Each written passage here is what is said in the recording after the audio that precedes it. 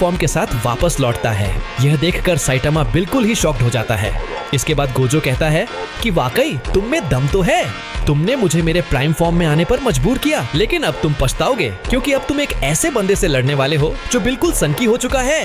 और अब बस तुम अपने जान की भीख मांगोगे। इसके बाद गोजो अपने एक पावरफुल टेक्निक डोमेन एक्सपेंशन को एक्टिव करता है, जिससे गोजो का इन्फिनिटी वॉइड फैलता है और साइटामा गोजो के इन्फिनिटी वॉइड में फंस जाता है। और तब गोजो अपने हाथ को साइटामा के टकले पर रखकर उसे खत्म करने ही वाला होता है कि तभी साइटामा मुड़कर उसकी ओर देखता है, जिसे देख गोजो की फटके 64 हो जाता है। लिटरली उसे समझ नहीं आता कि यह बंदा इन्फिनिटी को कैसे बीट कर रहा है।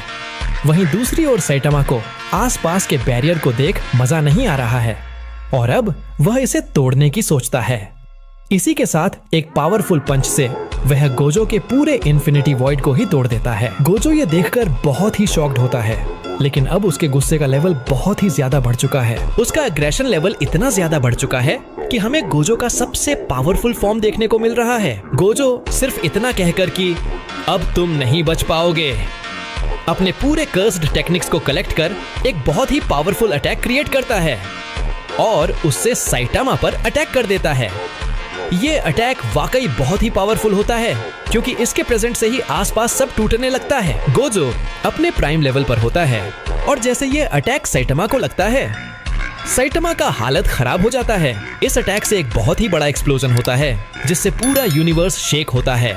बट इस अटैक से साइटामा बच जाता है और इस बार साइटामा रियली बहुत ही ज्यादा एंग्री हो चुका है और अब वह अपने सुपर स्पीड से आगे बढ़ता है और बिना कोई चांस दिए गोजो को डेथ पंच से खत्म ही कर देता है। साइटामा का स्पीड इतना ज्यादा होता है कि गोजो को बचने का समय ही नहीं मिलता और इसी के साथ गोजो साइटामा से हार जाता है।